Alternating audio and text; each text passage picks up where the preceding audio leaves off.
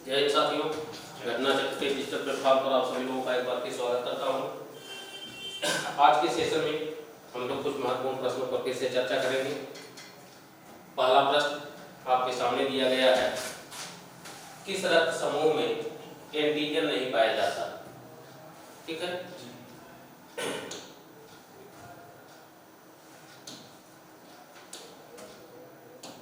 किस रक्त समूह में एंटीजन नहीं पाया जाता? ऑप्शन भी दिया गया है, ए में, बी में दिया गया है, ए बी में, सी में दिया गया है, बी में, डी में दिया गया है, ओ। ठीक है, सही जवाब इसका क्या होगा? ओ होगा। बिल्कुल सही जवाब देखिए आप लोगों का। तो देखिए, रक्त समूह के विषय में आप ये जानते हैं कि रक्त समूह कितने प्रकार का होता है? 4 प्रकार का होता है। ठीक है, अब इस 4 प्रकार के रक्त समूह की खोजकर्ता कौन है? इसके खोजकर्ता है वैज्ञानिक कार्ल लैंड स्टीनर।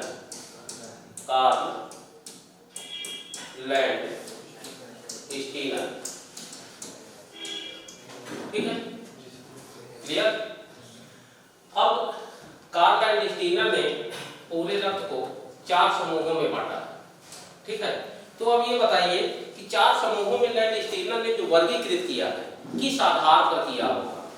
जैसे अगर हम ये देखें कि हमारा रक्त और आपका रक्त अगर देखा जाए तो हमारा भी रक्त लाल है, आपका भी लाल है।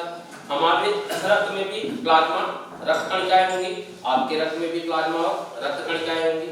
रक्त कणिकाओं में वही होगा, आरबीसी, डब्ल्यूबीसी, प्लेटलेट्स हमारे में भी और आप में भी।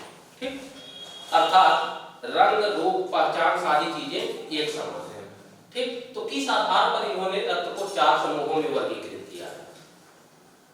तो ये प्रश्न आपसे पूछा जाएगा कि रक्त समूह के वर्गीकरण का आधार क्या है, या किस आधार पर रक्त को 4 वर्गों में विभाजित किया गया है। ठीक है, तो जब लैंड स्टीनर इस पर अपना रिसर्च कर रहे थे तो उन्होंने पाया कि रक्त में एंटीजन जो होता है, एंटीजन या हम कहें एंटीबॉडी, ठीक है, तो एंटीजन और एंटीबॉडी ये सब रक्त समूह में जितने हैं सब में भिन्न भिन्न प्रकार के पाए गए। ठीक है, और इसी एंटीजन की भिन्नता के आधार पर रक्त को 4 समूहों में वर्गीकृत किया गया। ठीक, तो अगर प्रश्न आपसे पूछा जाए कि रक्त को 4 समूहों में वर्गीकृत करने का मुख्य आधार क्या है? एंटीजन की भिन्नता, एंटीजन की भिन्नता। क्लियर हो बात नहीं? क्योंकि सब में अगर अलग अलग एंटीजन है, ए में अलग एंटीजन है, ए बी में अलग एंटीजन है, ओ में अलग एंटीजन है, बी में अलग एंटीजन है, और उसी एंटीजन की भिन्नता के आधार पर रक्त को 4 वर्गों में विभाजित किया गया होगा। क्लियर? तो एंटीजन की भिन्नता के आधार पर ही लैंड स्टीनर ने कितने वर्गों में विभाजित किया है? 4 वर्गों। ठीक है,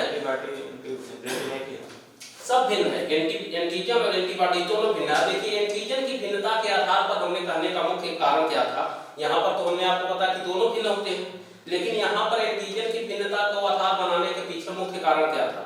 देखिए, एंटीजन जो होता है ये क्या होता है और एंटीबॉडी क्या होता है, इसे आप लोग जान लीजिए कि जब भी हमारा शरीर कोई वाह, विषाणु, जीवाणु, कवक, प्रोटोजोआ किसी के कारण जब बीमार पड़ता है, ठीक है, तो उस बीमार होने के पश्चात, ठीक, अब हम बीमार पड़ गए, मान लीजिए हमको वायरल है, ठीक, वायरल फीवर है, डेंगू है, मलेरिया है या कोविड है, ठीक है, कुछ भी माने कोरोना भी है।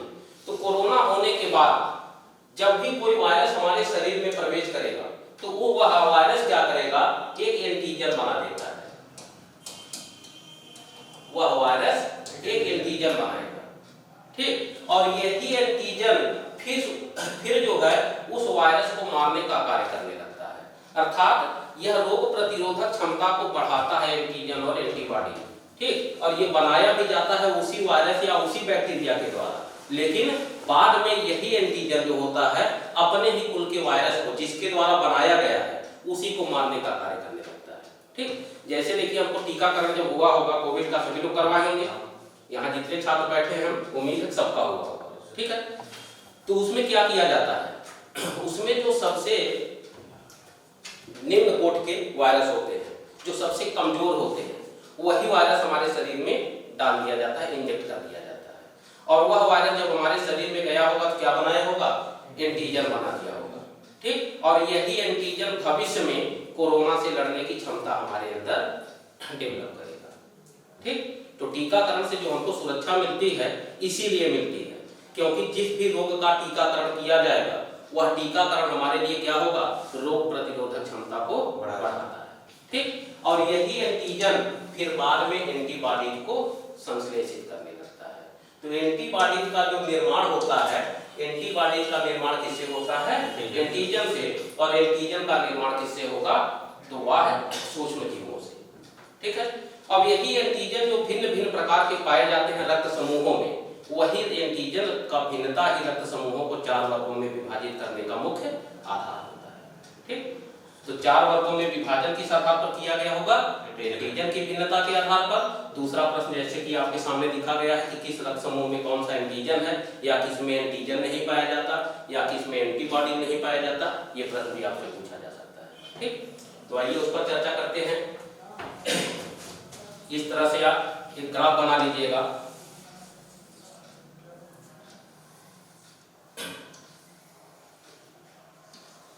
पहले कॉलम में आप लोग लिखिएगा रक्त समूह के नाम, रक्त समूह के नाम, दूसरे में एंटीजन और तीसरे में एंटीबॉडी। ठीक है, तीसरे में एंटीबॉडी होगा और इसे फिर इस तरह से 4 भागों में विभाजित कर दीजिए क्योंकि 4 प्रकार के रक्त समूह हैं। पहले में लिखेंगे हम रक्त समूह का नाम ए। ठीक है, ए में एंटीजन जो पाया जाएगा वो ए ही पाया जाता है। ठीक, और एंटीबॉडी जो पाया जाता है वो बी पाया जाता है। एंटीबॉडी को हम स्मॉल से प्रदर्शित करते हैं और एंटीजन को कैपिटल लेटर से प्रदर्शित करते हैं। ठीक, क्लियर। तो ये प्रश्न आपसे पूछा जाएगा कि ए रक्त समूह में कौन सा एंटीबॉडी पाया जाता है, ए, या एक रक्त समूह में उपस्थित एंटीबॉडी कौन होगा, बी। याद रहेगा, बी होगा रक्त समूह। दूसरा, तो रक्त समूह जो होता है एंटीजन कमोबेश वही पाया जाएगा अगर पाया जाएगा तो। ठीक, लेकिन एंटीबॉडी जिसमें क्या हो जाएगा, ए हो जाता है। एंटीबॉडी क्या होगा, ए होगा। अर्थात बी रक्त समूह में ए एंटीबॉडी और ए रक्त समूह में बी एंटीबॉडी, लेकिन एंटीजन वही पाया जाएगा जो रक्त समूह होगा। ठीक है, तीसरा रक्त समूह में हम दिखाते हैं एबी को। ठीक, एबी में जो रक्त समूह एंटीजन पाया जाता है वो एबी ही पाया जाता है। ठीक है, लेकिन एंटीबॉडी जिसमें नहीं पाया जाता। ठीक है, तो ये प्रश्न अगर यही प्रश्न इस रूप में दे दिया जाता, किस रक्त समूह में एंटीबॉडी नहीं पाया जाता, एंटीबॉडी नहीं पाया जाता, तो इसका उत्तर क्या हो जाता, एबी हो जाता। ठीक, चौथा है ओ रक्त समूह। ओ में जो एंटीजन पाया जाता वो होता है अनुपस्थित होता है। ओ में एंटीजन अनुपस्थित होता है, लेकिन एंटीबॉडी क्या होगा, ए और बी दोनों होगा। ठीक है, क्लियर। तो यही प्रश्न इस रूप में भी पूछा जा सकता है आपसे कि वह वो रक्त समूह में पाया जाने वाला एंटीबॉडी कौन सा है, कि ए और बी दोनों। क्लियर। ये चारों प्रश्न आप इस तरह से याद रखिएगा, केवल इसी चार्ट से आपका ये चारों प्रश्न क्लियर हो जाएगा। ठीक, और ये परीक्षा में पूछे जाने की प्रबल संभावना है। ठीक है, आइए देखते हैं अब इसी में रक्त समूह में और एक चीज पूछा जाता है कि किस रक्त समूह को सर्वदाता कहा जाता है। वो पॉजिटिव को कहा जाएगा, नेगेटिव को। हमेशा ध्यान रखिएगा, अगर रक्त समूह सर्वदाता लिखा जाएगा तो मैक्सिमम तो ऑप्शन में ही इस तरह से ओ लिखा जाता है, ना नेगेटिव साइन रहेगा ना ही पॉजिटिव साइन। लेकिन अगर मान लीजिए कि ओ नेगेटिव और ओ पॉजिटिव दोनों ऑप्शन में दे दे, एक ऑप्शन में दे दे ओ पॉजिटिव और एक ऑप्शन में ओ नेगेटिव, तो ध्यान रखिएगा आप लोग ओ नेगेटिव लगाइएगा। ठीक है, और किस रक्त समूह को सर्वग्राही कहा जाता है, सर्वग्राही सबसे लेने वाला। तो सबसे लेने वाला कौन सा है, एबी है, और सबको देने वाला ओ है। ठीक है, सबको देने वाला और सबसे लेने वाला मतलब सर्वग्राही। तो सर्वग्राही में क्या लगाएंगे, ए बी, ठीक, और सर्वदाता में क्या लगाएंगे, ओ लगाएंगे। क्लियर, कोई दिक्कत? तो अब यहाँ पर चार्ट से आपको देख रहे हैं कि जितने रक्त समूह हैं सारे रक्त समूह में एंटीजन और एंटीबॉडी भिन्न भिन्न पाए जा रहे हैं। अगर एंटीजन को देखा जाए तो ए में ए है, बी में केवल बी है, ए नहीं है, ए बी में ए बी है, ओ में कुछ नहीं है, एंटीजन भिन्न हुए कि नहीं। और अगर एंटीबॉडीज को देखा जाए तो ए में बी है, बी में ए है, ए बी में कुछ नहीं है और ओ में ए और बी दोनों है। तो इस प्रकार से एंटीजन की भी भिन्नता और एंटीजन और एंटीबॉडीज की भी भिन्नता दिखाई दे रही है। और इसी भिन्नता के आधार पर रक्त का रंग लाल है, ठीक, और प्लाज्मा प्लेटलेट्स, ठीक, आरबीसी डब्ल्यूबीसी ये सबके रक्त में होते हुए भी रक्त समूह अलग हो जाता है। क्लियर, कोई दिक्कत समझने में? सभी प्रश्न समझ में आ गए? और ये ध्यान रखिएगा सर्वदाता सर्वदाही, इससे प्रश्न पूछा जाता है। किसमें एंटीजन है और किसमें एंटीजन नहीं है, इससे प्रश्न पूछा जाता है। किसमें एंटीबॉडी है किसमें नहीं है, इनसे प्रश्न पूछा जाता है। या कौन सा एंटीजन या कौन सा एंटीबॉडी किसमें पाया जाता है, इससे प्रश्न पूछा जाता है, ठीक। और रक्त समूह के खोजकर्ता का नाम आपसे पूछा जाएगा, लैंडस्टीनर। और किस आधार पर इन्होंने रक्त समूह को विभाजित किया है, एंटीजन अथवा एंटीबॉडीज की भिन्नता के आधार पर। क्लियर, सारे प्रश्न समझ में आ गए? अब देखिए ओ को हम सर्वग्राही सर्वदाता क्यों कहते हैं और ए बी को हम सर्वग्राही क्यों कहते हैं, ये भी प्रश्न पूछा जाएगा। कि अगर हमने बता दिया कि ओ जो है सर्वदाता है और ए बी जो है सर्वग्राही है तो क्यों कहा जाता है ऐसा, इसका भी जवाब इसी प्रश्न में है। यही चार्ट है, यही प्रश्न देखिए जो दोनों में लिखा हूं, यही प्रश्न घुमा दिया गया है। यहाँ पर प्रश्न है किस रक्त समूह में एंटीजन नहीं पाया जाता, तो आपने क्या बताया, ओ में। किस रक्त समूह में एंटीबॉडी नहीं पाया जाता, ए बी में, बता दिया। सेम यही प्रश्न दूसरे रूप में आएगा कि वो रक्त समूह को सर्वग्राही और सर्वदाता क्यों कहा जाता है, तो सर्वदाता इसीलिए कहा जाता है कि इसमें कोई एंटीजन नहीं पाया जाता, इसमें कोई एंटीजन नहीं है। देखिए अगर कोई एंटीजन ओ में नहीं है तो चाहे वो ए को देगा, ठीक, चाहे बी को देगा, चाहे ए बी को देगा, किसी को भी देने से रक्त क्लॉट नहीं करेगा। लेकिन अगर दूसरा कोई किसी को दे देता है तो रक्त क्लॉट कर जाता है, क्योंकि एंटीजन अलग। अगर बी वाले को हम ए का रक्त दे दें तो क्या होगा, एंटीजन की भिन्नता के आधार पर रक्त क्लॉट कर जाएगा, थक्का बन जाता है। लेकिन ए बी में ओ में एंटीजन ना होने की वजह से किसी को भी देगा ब्लड मैच करता रहेगा, अर्थात एंटीजन की कोई भिन्नता नहीं हो पाएगी, ठीक। और ए बी को हम सर्वदाता और सर्वग्राही क्यों कहते हैं, क्योंकि इसमें कोई एंटीबॉडी नहीं पाया जाता। और एंटीबॉडी अगर नहीं होगा तो इसमें क्या है, एंटीजन दोनों है, ए और बी दोनों है, तो एंटीजन के आधार पर किसी को भी देगा, समानता रहेगा। एंटीबॉडी नहीं, इसलिए कोई भिन्नता नहीं पाई जाएगी। क्लियर, तो एंटीबॉडीज की भिन्नता के अनुपस्थिति के कारण ए बी को हम सर्वग्राही करते हैं और एंटीजन की अनुपस्थिति के कारण ओ को हम सर्वदाता करते हैं। क्लियर, कोई दिक्कत समझने में? याद हो गया? चलिए अगले प्रश्न की ओर हम लोग बढ़ते हैं। अगला प्रश्न दिया गया है, घाव का भरना किस कोशिका विभाजन के कारण संभव होता है। प्रश्न दिया गया है जैसे हमको कहीं चोट लग जाती है, कुछ दिनों के बाद हम देखते हैं कि चोट ठीक होने के बाद जो जख्म बना रहता है वो ठीक हो जाता है, भर जाता है। तो ये किसके कारण होता है, किस प्रकार के कोशिका विभाजन के कारण होता है? समसूत्री, बिल्कुल सही जवाब है, समसूत्री कोशिका। ठीक है, अब कोशिका विभाजन से संबंधित और चीजों को हम लोग देख लेते हैं। कोशिका विभाजन, तो कोशिका विभाजन के संदर्भ में जब हम लोग न्यूट्रिशन पढ़ रहे थे तो उसमें कुछ चीजों को आपको बताया गया था कि किस पोषक तत्व की उपस्थिति के कारण या कौन सा पोषक तत्व अनिवार्य है कोशिका को विभाजित होने के लिए। हमने आपको बताया था प्रश्न, प्रोटीन बताया था ना। अब देखिए इसी के संदर्भ में हमने आपको बताया था कि कोशिकाएं विभाजित क्यों होती हैं या कोशिका विभाजन से हमको लाभ क्या होता है। ठीक है, तो देखिए इसी प्रोटीन को पढ़ाते समय हमने आपको बताया था कि आयु निर्धारित होती है, हमारी आपकी है कि नहीं। अगर हमने दोनों उदाहरण दिया था, जीवन प्रत्याशा का भी दिया था और आश्रम पद्धति का भी दिया था। आश्रम पद्धति के आधार पर देखा जाए तो कितने साल जिएंगे? 100 साल जिएंगे। और अगर जीवन प्रत्याशा के हिसाब से देखा जाए तो लगभग 67 साल है इस समय, ठीक है, लगभग। तो इसका मतलब है कि जीवन प्रत्याशा को ध्यान में रखें तो 67 साल बाद मृत्यु हो जाएगी, और अगर आश्रम पद्धति के आधार पर देखा जाए तो 100 साल बाद मृत्यु हो जाएगी।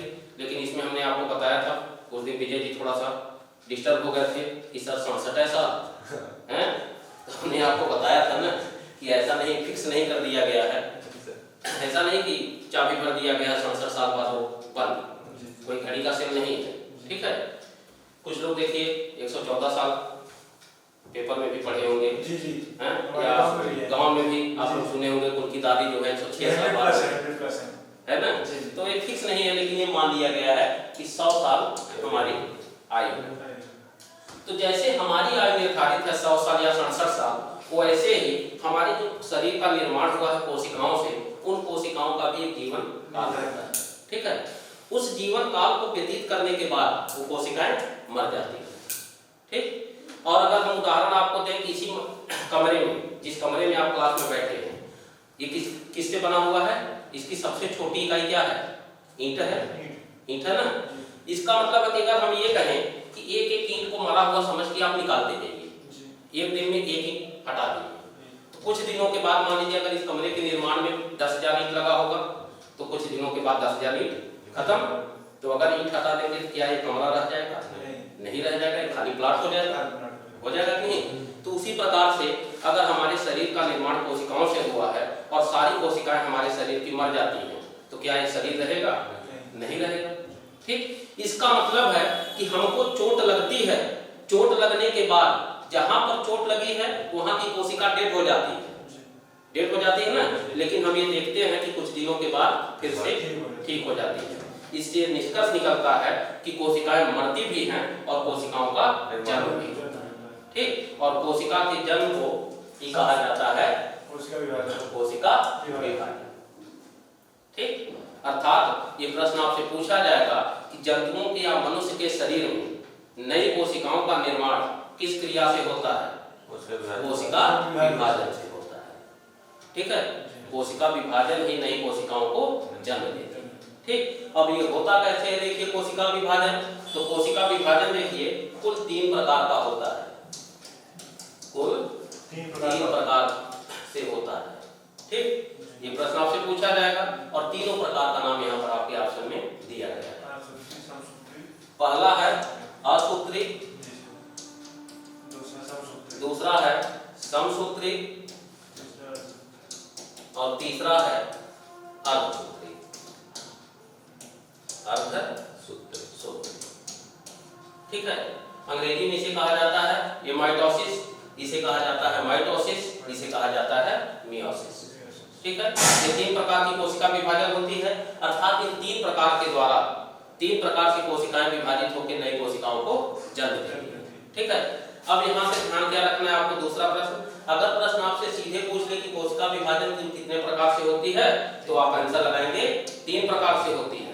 लेकिन यहाँ ध्यान रखिए जो अर्धसूत्री कोशिका विभाजन होती है ये केवल प्रोकैरियोटिक कोशिका में पाया जाता है, प्रोकैरियोटिक, ठीक। प्रोकैरियोटिक कोशिका में पाया जाता है, ठीक। और जो समसूत्री और अर्धसूत्री कोशिका विभाजन होता है ये यूकैरियोटिक कोशिका में पाया जाता है, ठीक है।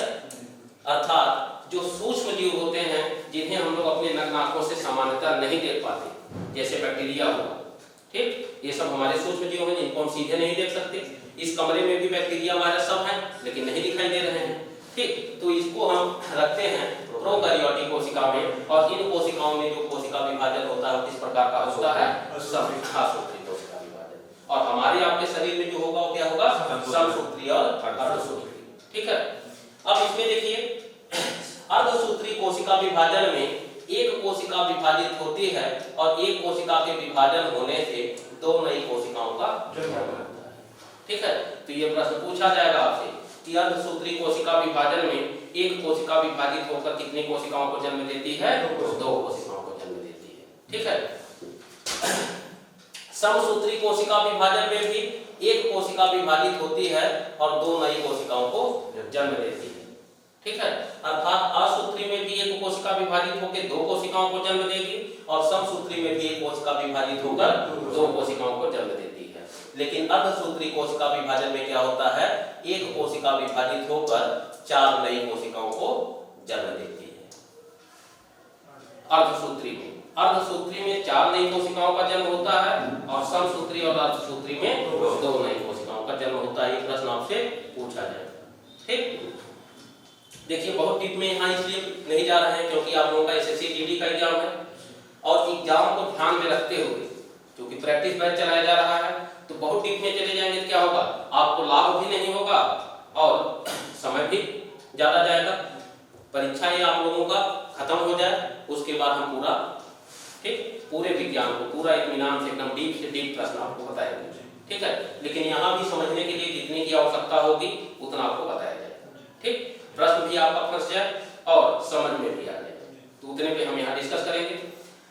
अब देखिए जो समसूत्री कोशिका विभाजन होता है इससे एक कोशिका विभाजित होकर दो नई कोशिकाओं को तो जन्म देती है और इसके विषय में जान लीजिए कि ये पूरे शरीर में होता है, पूरे शरीर में होता है। अर्थात नख से लेकर शिख तक जो भी आपको दिखाई दे रहा है ये पूरे का पूरा अगर कहीं पर भी चोट लगती है तो समसूत्री कोशिका विभाजन से ही ठीक होता है। दूसरी चीज जो एक नवजात शिशु का जन्म होता है लंबाई छोटी होती है लेकिन कुछ दिन के बाद जैसे जैसे आयु बढ़ती है लंबाई भी बढ़ती जाती है तो जो शरीर का विकास होता है लंबाई अथवा मोटाई में जो वृद्धि होती है किस कोशिका विभाजन से, समसूत्री कोशिका विभाजन से होगा। ये प्रश्न आपसे पूछा जाएगा। जैसा कि यहाँ पर केवल भाव को भरने के लिए दिया गया प्रश्न है तो यहीं पर लिख सकता है कि नवजात शिशु की लंबाई में वृद्धि ये किस कोशिका विभाजन का परिणाम है, ठीक है। दूसरी चीज इसका एक उपनाम भी है कि अगर हम कहते हैं कि समसूत्री कोशिका विभाजन पूरे शरीर में कोशिका को विभाजित करती है तो इसको हम कह सकते हैं कायिक कोशिका विभाजन, कायिक कोशिका विभाजन कह सकते हैं नहीं। कायिक का मतलब काया का मतलब क्या होता है, शरीर, काया का मतलब शरीर। अगर ये पूरे शरीर में हो रहा है इसका मतलब एक इस प्रकार का कोशिका विभाजन है कायिक कोशिका विभाजन कह सकते हैं नहीं, कह सकते हैं ना, क्योंकि पूरे शरीर में हो रही पूरी काया में हो रही इसलिए कायिक कोशिका विभाजन है। और एक कोशिका विभाजित होकर कितनी कोशिकाओं को जन्म देगी, दो नई कोशिकाओं, ठीक, क्लियर। अब देखिए अर्धसूत्री पर हम लोग आते हैं। अर्धसूत्री कोशिका विभाजन में एक कोशिका विभाजित होकर कितनी कोशिकाओं को जन्म देती है, चार कोशिकाओं को जन्म देती है, ठीक। और यह जो होता है अर्धसूत्री कोशिका विभाजन ये केवल जनन कोशिकाओं में पाया जाता है, जनन कोशिका में पाया जाता है, ठीक है। ये भी आपसे पूछा जाएगा कि अर्धसूत्री कोशिका विभाजन मनुष्य के शरीर में कहां पर या किन कोशिकाओं में पाया जाएगा, तो केवल जनन कोशिकाओं में।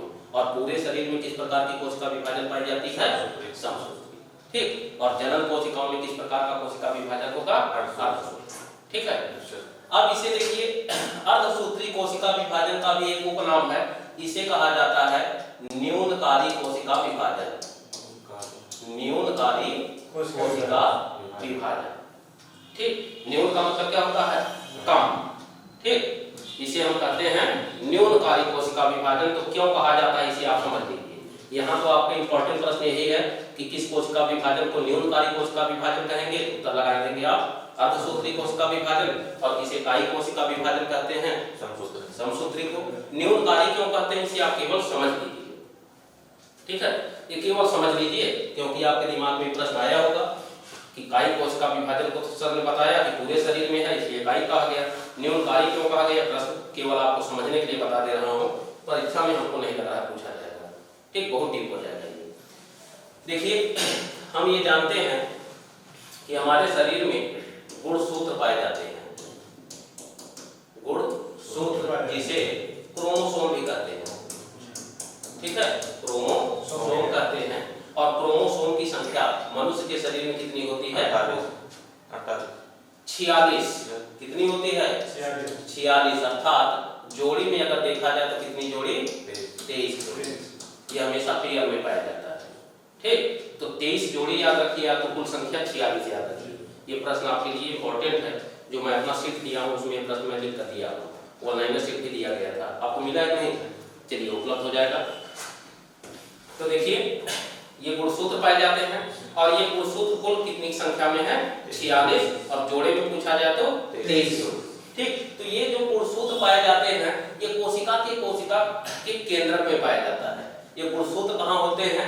जैसे अगर हम ये कोशिका बना दे तो एक कोशिका के बीच में एक केंद्रक पाया जाता है और इसी केंद्रक में गुणसूत्र विद्यमान रहते हैं। ठीक है, कोशिका के केंद्रक में ही ये गुणसूत्र विद्यमान रहते हैं। तो इसको न्यूनकारी क्यों कहा गया?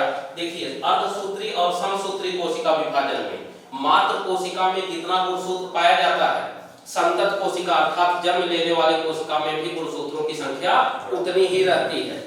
ठीक, गुणसूत्रों की संख्या में कोई परिवर्तन नहीं होता। उदाहरण के लिए अगर हम बताएं कि जैसे अगर समसूत्री कोशिका विभाजन, ये विभाजित होने वाली कोशिका है, अब हम उदाहरण दे रहे हैं केवल समझाने के लिए कि मान लें कि इसमें 2 गुणसूत्र थे, तो जन्म लेने वाली कोशिकाओं में कितने गुणसूत्र हो जाएंगे? 2 इसमें और 2 इसमें ना, ये तो दोनों नए कोशिका हो गए मित्र ना। जैसे ये एक कोशिका थी, ठीक, जो विभाजित होकर 2 कोशिकाओं को जन्म देती है। विभाजन के पश्चात जितने गुणसूत्र इसमें पाए जाएंगे उतने ही गुणसूत्र प्रत्येक कोशिका को ट्रांसफर कर दिया जाएगा, अर्थात 2 इसमें चला जाता है और फिर 2 इसमें। ठीक, अर्थात इसमें मातृ कोशिका जो विभाजित होती है उसको हम कहते हैं मदर से, मातृ कोशिका, और जो जन्म लेने वाली कोशिका होती है उसे कहते हैं डॉटर से, संतत कोशिका। अर्थात मातृ कोशिका के गुणसूत्र और संतत कोशिका के गुणसूत्र में कोई परिवर्तन नहीं होता। जितने गुणसूत्र मातृ कोशिका में पाए जाएंगे उतने ही गुणसूत्र संतत कोशिका या डॉटर सेल में भी पाए जाएंगे। ठीक, लेकिन जो अर्धसूत्री कोशिका विभाजन होता है उसमें गुणसूत्रों की संख्या घटकर आधी हो जाती है। ठीक है, इसमें एकमात्र कोशिका विभाजित होकर कितनी संतत कोशिकाओं को जन्म देगी? 4, और अगर मात्र कोशिका में गुणसूत्र 2 थे तो संतत कोशिकाओं में 1 पाया जाएगा, घट के आधा हो जाता है। अर्धसूत्री कोशिका विभाजन में गुणसूत्रों की संख्या घटकर कितनी हो जाती है? आधी हो जाती है। तो ये घट रही है कि नहीं? इसीलिए गुणसूत्रों की संख्या घटने के कारण ही इसको क्या कहा जाता है? न्यूनकारी कोशिका विभाजन। न्यूनकारी कोशिका विभाजन। तो न्यूनकारी क्यों कहा गया समझ में आया? और किसको न्यूनकारी कहा जाएगा? अर्धसूत्री को। और किसको काही कोशिका विभाजन कहा जाएगा? समसूत्री को। क्लियर? कोई दिक्कत? अर्धसूत्री कहाँ पाया जाता है? केवल जनन कोशिकाओं में। और समसूत्री कहाँ पाया जाएगा? पूरे शरीर में। ठीक है, अब पूरे शरीर के आधार पर हम देखते हैं कि समसूत्री कोशिका विभाजन से क्या क्या लाभ होता है। तो पहला लाभ आपके सामने दिया गया है, घाव का भरना। अर्थात अगर यहाँ पर हमको जख्म हुआ, कटा, तो कटने के बाद यहाँ से जो अगल बगल की कोशिकाएं होंगी ये सारी कोशिकाएं मर जाती हैं। ठीक, लेकिन उसके बाद जितनी जीवित कोशिकाएं हैं यही कोशिका विभाजित होगी और विभाजन के फलस्वरूप 2-2 कोशिकाओं का निर्माण करते करते धीरे धीरे जख्म भर जाता है। ठीक है, तो समसूत्री कोशिका विभाजन का पहला लाभ क्या है? घाव का भरना। दूसरा लाभ इसका आप लोग दिखाएंगे वृद्धि और विकास। वृद्धि और विकास अर्थात जो हमने आपको बताया कि एक नवजात शिशु की लंबाई छोटी होती है और आयु के बढ़ते बढ़ते धीरे धीरे लंबाई भी बढ़ती है, तो लंबाई का भी बढ़ना ये किस कोशिका विभाजन के परिणाम स्वरूप होता है? समसूत्री।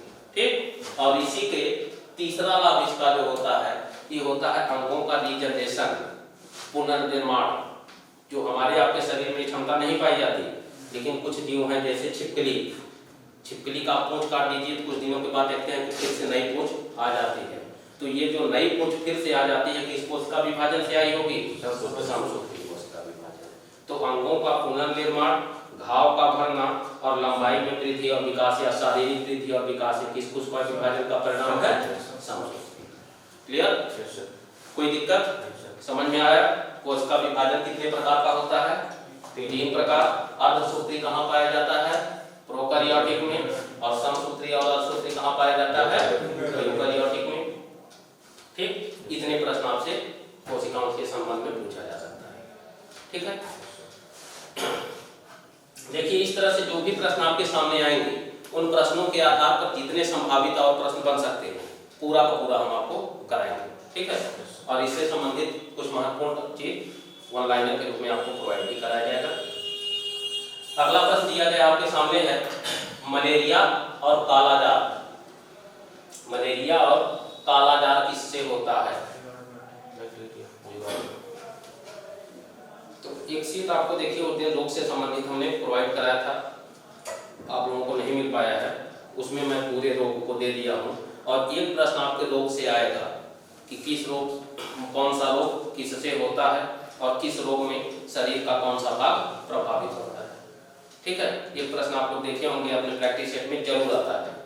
अगर 5 प्रश्न साइंस के आएंगे तो 5 प्रश्न में एक प्रश्न आपका रोग से होगा और उसमें केवल बहुत आसान प्रश्न इतना ही पूछ लिया जाएगा कि कौन सा रोग किससे होता है और उस रोग से हमारे शरीर का कौन सा अंग प्रभावित होता है, ठीक है।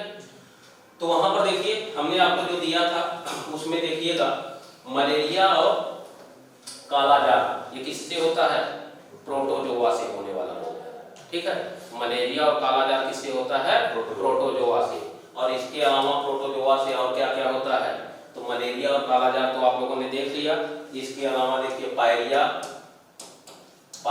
और पेचिस, पायरिया और पेचिस ये दोनों भी प्रोटोजोआ जंतु, ठीक है। याद रहेगा, नोट कर लीजिए अगर नोट करना हो। कालाजार मलेरिया, पायरिया और पेचिस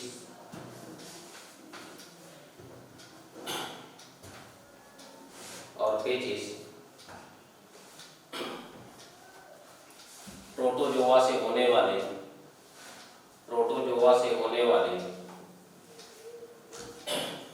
प्रमुख रोग हैं।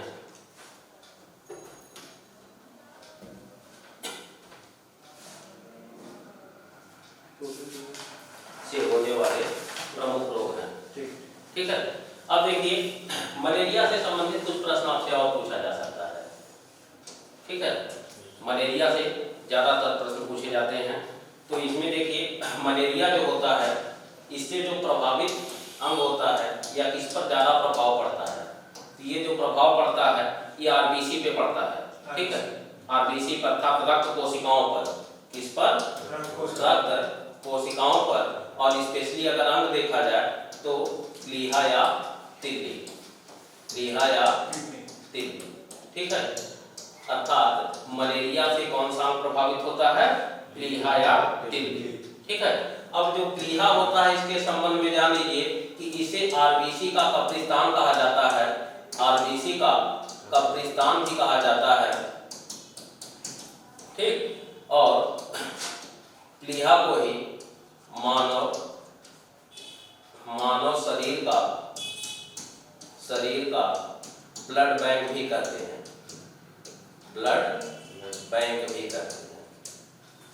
ठीक है। ये दोनों प्रश्न भी आपसे ऑनलाइन में पूछा जाएगा कि मानव शरीर का ब्लड बैंक किसे कहा जाता है या आरबीसी का कब्रिस्तान किसे कहते हैं? प्लीहा, ठीक है। आरबीसी देखिए क्या होता है कि इसका जन्म जो उत्पत्ति होती है जब तक नवजात शिशु का जन्म नहीं हुआ, अर्थात माँ के गर्भ में पल रहा है, तब तक इसका जन्म इसी आरबीसी में होता है, तो सॉरी प्लीहा में होता है। आरबीसी प्लीहा में ही बनता है, लेकिन जन्म के पश्चात ये रेड बोन मैरो में अर्थात लाल अस्थि मज्जा में बनने लगता है। और जन्म के बाद इसका जीवन काल जो आरबीसी का होता है कितने दिनों का होता है? आरबीसी का जीवन काल 120 दिन का होता है, अर्थात 120 दिन बाद ये मरेगा। और कहां पर जाकर मरेगा? प्लीहा या तिल्ली में, अर्थात मरते समय इसकी मृत्यु प्लीहा में होती है, इसीलिए प्लीहा या तिल्ली को आरबीसी का कब्रिस्तान कहा जाता है, ठीक है। और यही हमारा ब्लड बैंक भी है, अर्थात जब हमको कहीं एक्सीडेंट होता है, ब्लीडिंग हो जाती है बहुत ज्यादा, और हम ये जानते हैं कि हमारे शरीर में जो ऑक्सीजन का परिवहन होता है, ऑक्सीजन का परिवहन, ठीक है, अर्थात श्वसन क्रिया के पश्चात जब हम ऑक्सीजन को ग्रहण करते हैं तो ग्रहण तो बहुत सी गैसें करते हैं, लेकिन उसमें कुछ गैसें बाहर निकल जाती हैं, ठीक है। परिवर्तन कुछ में एकदम नहीं होता, जैसे नाइट्रोजन 78% ग्रहण करते हैं वायुमंडल से और पूरा का पूरा 78% बाहर भी कर देते हैं, ठीक। कार्बन डाइऑक्साइड को कितना लेते हैं वायुमंडल से? कितना है वायुमंडल में कार्बन डाइऑक्साइड? 0.03%। ध्यान रखिएगा, प्रश्न आपसे पूछा जाएगा वायुमंडल में कार्बन डाइऑक्साइड की मात्रा कितनी है, तो कार्बन डाइऑक्साइड कितना है? 0.03%। ठीक। ऑक्सीजन कितना है? लगभग 21%। ऑक्सीजन कितना है? लगभग 21%। ये पूछा जाएगा आपसे, सारे ऑनलाइन में प्रश्न है मित्र। और ऐसे ही प्रश्न देखिए, परीक्षा पास करना आसान भी है और कठिन भी है।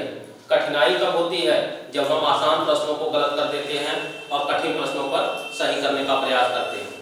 तो वो तो कठिन है ही, उसको तो बहुत कम लोग करेंगे, लेकिन जो आसान प्रश्न गलत कर देता है वही फाइट से बाहर हो जाता है। तो हमेशा परीक्षा पास करने के लिए आसान प्रश्नों को कम से कम गलती करनी चाहिए। हमेशा आसान प्रश्नों को ही सही करके आइए और आप अपने पेपर को उठा के देखिए। हर पेपर में कम से कम आपको इतने प्रश्न आसान मिल जाएंगे, वन लाइनर एकदम सीधे सीधे, जिसको हम जीके भी कर सकते हैं। वो इतने होते हैं कि उतना भी कर लेंगे तो आपका काम हो जाता है। ठीक है, तो आसान प्रश्नों को कभी नहीं गलत करना चाहिए। वही सभी को जो पास होने वाले बच्चे हैं वही प्रश्न सही करके वो मेरिट में आ जाते हैं, और वही प्रश्न हम लोग गलत करके बाहर हो जाते हैं। ठीक है, तो ये सब आसान प्रश्न है, इसको आप लोग याद रखिएगा।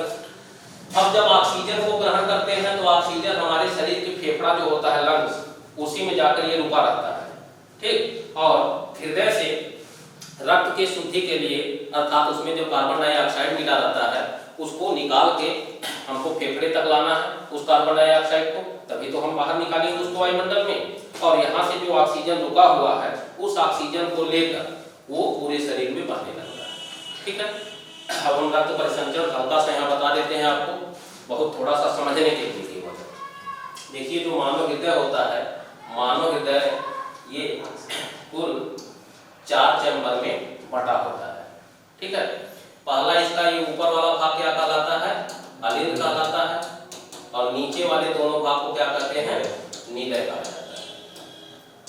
ठीक है, और यहाँ हम केवल समझने के लिए आपको बता दे रहे हैं कि अगर ये जो आयत बना हुआ है, ये आयत हम मान लें कि यही पूरा शरीर हमारा है, पूरा शरीर।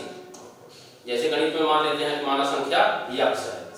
ठीक है, तो यहाँ भी मान के करिए कि माना आयत पूरा शरीर। ठीक है, और यहाँ पर हम त्रिभुज बना दे रहे हैं, और यही त्रिभुज को हम कह देते हैं कि ये जो त्रिभुज बना हुआ है ये फेफड़ा है। ठीक है, ये फेफड़ा लंग्स हुआ। ठीक है, अब पूरे शरीर में जो हमारा रक्त जाता है उस रक्त में कार्बन डाइऑक्साइड मिल जाता है, और कार्बन डाइऑक्साइड के मिलने के बाद रक्त अशुद्ध मान लिया जाता है। ठीक है, अब यह रक्त यहाँ से महाशिरा के माध्यम से, ये देखिए है शिरा, इसको हम महाशिरा भी कह सकते हैं, जिसको हिंदी में अंग्रेजी में वेन कहते हैं। ठीक, जिसको हिंदी में अंग्रेजी में क्या कहते हैं? वेन, उसी को हिंदी में कहते हैं शिरा। अर्थात शिराओं में किस प्रकार का रक्त बह रहा है? अशुद्ध रक्त। ठीक है, ये प्रश्न आपसे पूछा जाएगा। ठीक, अब यह अशुद्ध रक्त पूरे शरीर से लौट के आता है और सबसे पहले दाहिने अलिंद में आता है। कहां पर आएगा? दाहिने अलिंद।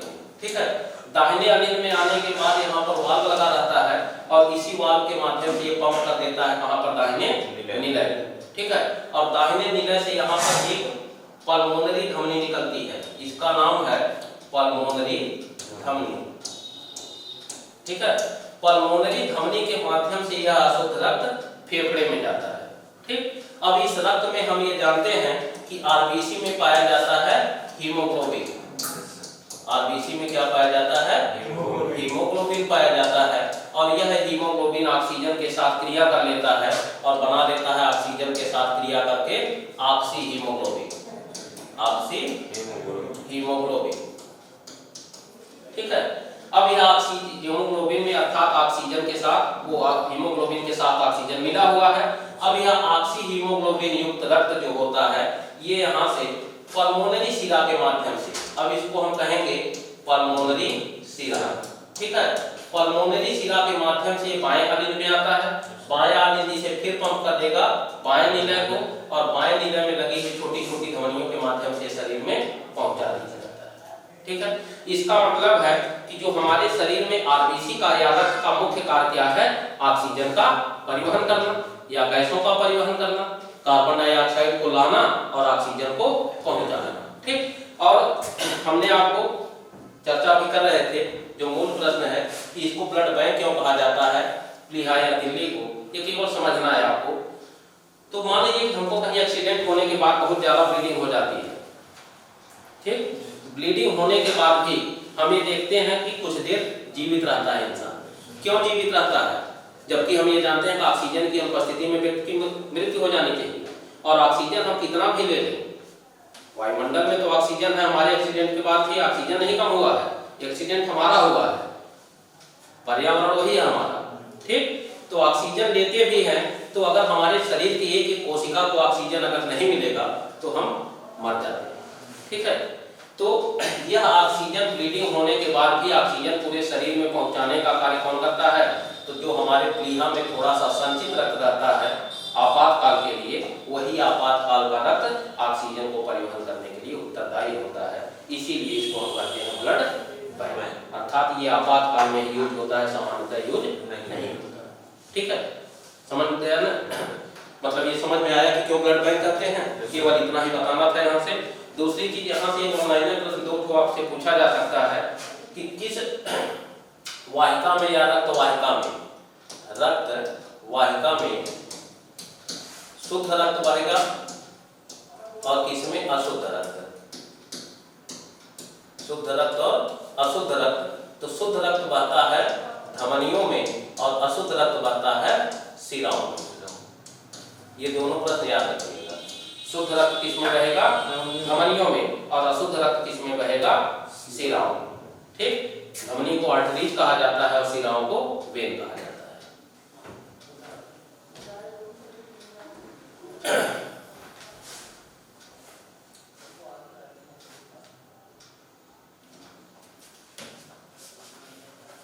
ठीक है, क्लियर हुआ। लेकिन यहीं पर इस चार्ट से देखिए कि एक धमनी ऐसी है जिसमें अशुद्ध रक्त बह रहा है और एक शिरा ऐसा है जिसमें शुद्ध रक्त बह रहा है। ठीक है, वही प्रश्न आपसे चोट करेगा वो कि किस एकमात्र शिरा में शुद्ध रक्त बहेगा या किस एकमात्र धमनी में अशुद्ध रक्त बहेगा। तो हमने आपको बताया था कि कार्बन डाइऑक्साइड युक्त रक्त जो अशुद्ध होता है, ये सबसे पहले शिराओं के माध्यम से कहाँ लाया गया, दाहिने अलिंद में लाया गया। दाहिना अलिंद इसको पंप कर देगा दाहिने निलय को, दाहिने निलय में लगा हुआ था ये क्या, पल्मोनरी धमनी, और यही पल्मोनरी धमनी हृदय से अशुद्ध रक्त को ले जाकर फेफड़े तक पहुंचाती है। तो किस एकमात्र धमनी में अशुद्ध रक्त बहता हुआ नजर आ रहा है, पल्मोनरी धमनी में। अर्थात सभी धमनियों में शुद्ध रक्त बहता है, लेकिन एकमात्र धमनी है जिसमें अशुद्ध रक्त प्रवाहित होता है, वो कौन सा है, पल्मोनरी धमनी। देख रहे हैं नहीं आप, यहाँ से अगर दाहिने अलिंद में आया, दाहिना अलिंद पंप किया दाएं निलय को, और दाएं निलय से ही ये निकल के आ रहा है फेफड़े तक, और इसको पहुंचाने का कार्य पल्मोनरी धमनी ने किया था। इसका मतलब है कि पल्मोनरी धमनी एकमात्र धमनी है जिसमें अशुद्ध रक्त प्रवाहित होता है। क्लियर, ये प्रश्न भी आपसे पूछा जाएगा। ठीक है, और किस एकमात्र शिरा में शुद्ध रक्त बहेगा, तो इसे भी देख रहे हैं कि फेफड़े से जब ऑक्सीजन युक्त रक्त इसमें ब्लड में मिल जाता है, ऑक्सीजन मिल जाता है, तो यहाँ से पल्मोनरी शिरा के माध्यम से इसको फिर बाएं अलिंद को भेजा गया। इसका मतलब है कि पल्मोनरी शिरा एकमात्र शिरा है जिसमें शुद्ध रक्त प्रवाहित होता है।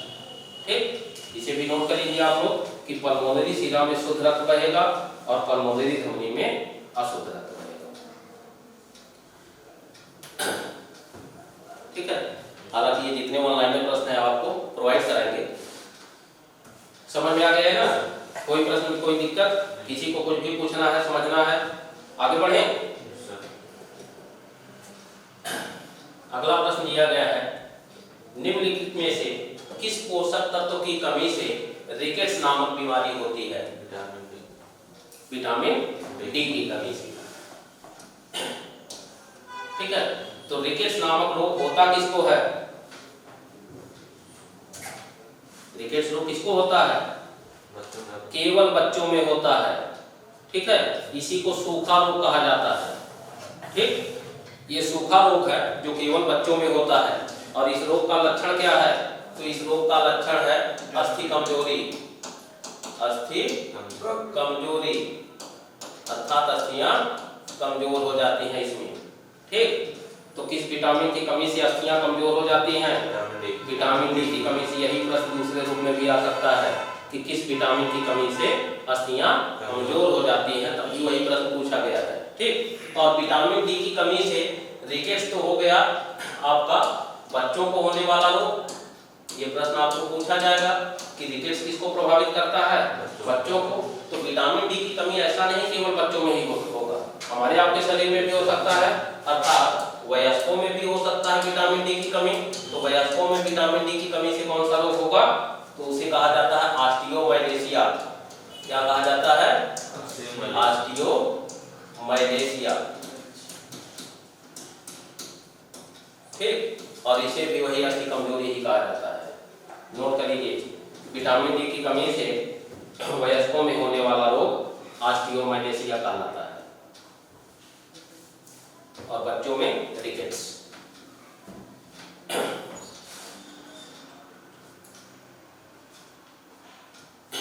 बच्चों में क्या कहलाता है? रिकेट्स, और वयस्कों में क्या कहलाता है? ऑस्टियोमाइलेशिया कहलाता है। ठीक, ये विटामिन का भी आपको जो शीट दिया गया है उसमें पूरा का पूरा विटामिन मिल गया है, वो हम आपको प्रोवाइड करवा देंगे फिर से। ठीक है, चलिए और भी देख लेते हैं। विटामिन बी1 की कमी से कौन सा रोग होता है? ए की कमी से कौन सा रोग होता है? और लौह तत्व की कमी से कौन सा रोग होता है? ठीक है, तो विटामिन बी1 की कमी से होता है बेरी-बेरी रोग, बेरी-बेरी। ठीक है, ये प्रश्न भी पूछा जा सकता है, विटामिन बी1 की कमी से कौन सा रोग होगा? बेरी-बेरी रोग होगा। ठीक, और ए की कमी से क्या होता है? रतौंधी होता है। ठीक है, और लौह तत्व की कमी से क्या होता है? ब्लड की कमी होती है, रक्त की कमी, रक्त की कमी। और रक्त की कमी को रोग विज्ञान की भाषा में क्या कहते हैं? एनीमिया कहा जाता है। ठीक है, रोग विज्ञान की भाषा में इसी को क्या कहते हैं? एनीमिया या रक्त की कमी। तो ये किसकी कमी से होगा? लौह तत्व। लेकिन लौह तत्व की कमी के साथ साथ कुछ चीजें को और बता दें आपको कि जो रक्त की कमी या एनीमिया होता है, ये अगर लौह तत्व लिखा रहे तो भी सही है। लौह तत्व के स्थान पर हम लिख सकते हैं विटामिन B6, अर्थात B6 की कमी से भी यही रोग होता है। इसको हम B9 भी कर सकते हैं, B9 जिसको हम फॉलिक एसिड कहते हैं, उसमें भी यही रक्त की कमी होती है। और B12 जिसे हम साइनोकोबालामिन भी कहते हैं, इसकी कमी से, अर्थात B6, B9, B12 नामक विटामिन की कमी से अथवा लौह तत्व नामक खनिज की कमी से रक्त की कमी होती है। तो खनिज अगर पूछा जाएगा तो लौह तत्व लगाइएगा, विटामिन का नाम पूछा जाएगा तो B6, B9 या B12 में से कोई भी चयन कर सकते हैं। ठीक, क्लियर? कोई दिक्कत समझने में? चलिए अगले प्रश्न की ओर हम लोग बढ़ते हैं। अगला प्रश्न दिया गया है, निम्नलिखित में से कौन एक तांबे का अयस्क खनिज है? तो एक प्रश्न आपका ये पूछा जाता है अयस्क के संदर्भ में। ठीक है, कि कौन किसका अयस्क है? तो इसमें तांबे का अयस्क क्या है बताइए आप लोग।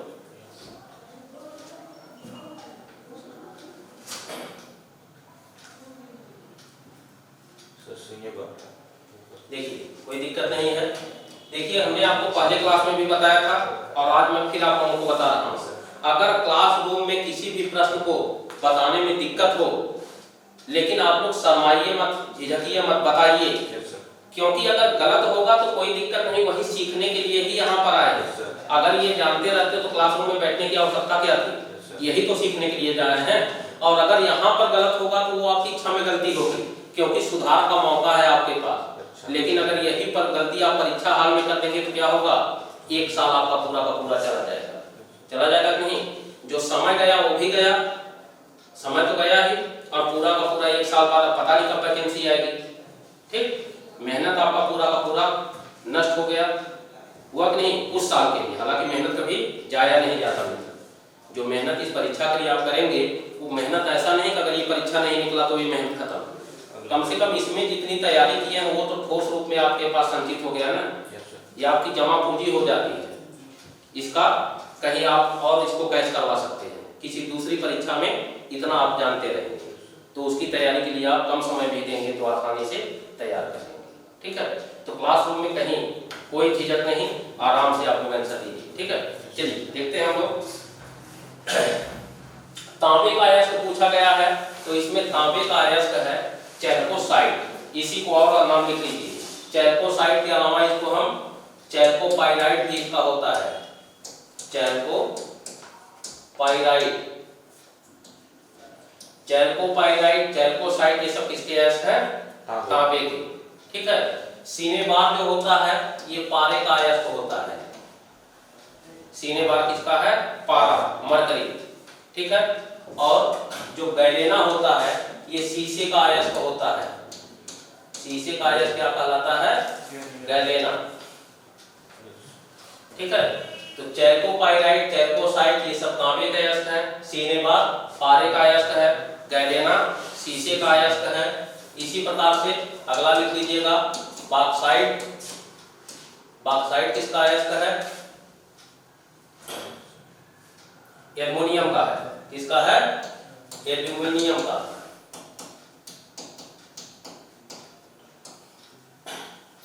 ठीक है, अर्जेंटाइट लिख लीजिएगा, अर्जेंटाइट किसका अयस्क है? चांदी का। अर्जेंटाइट किसका अयस्क है? चांदी का। इसी तरह से हेमेटाइट,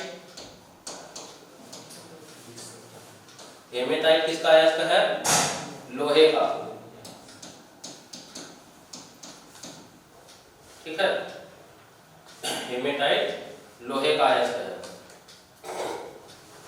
तो ये अयस्क से संबंधित एक प्रश्न आपका पूछा जाएगा कि किसका कौन सा अयस्क है। ठीक है, तो इतने प्रश्नों पे हम लोग यहाँ पर चर्चा किए हैं। शेष जो है नेक्स्ट क्लास में आपको बताया जाएगा, और आज की क्लास में जितने भी वन-लाइनर प्रश्न और संभावित बन सकते थे ये सब हम आपको शीट के रूप में प्रोवाइड कराएंगे। ठीक है, प्रश्नों की प्रकृति के रूप में भी उस फॉर्म में भी रहेगा और वन-लाइनर में।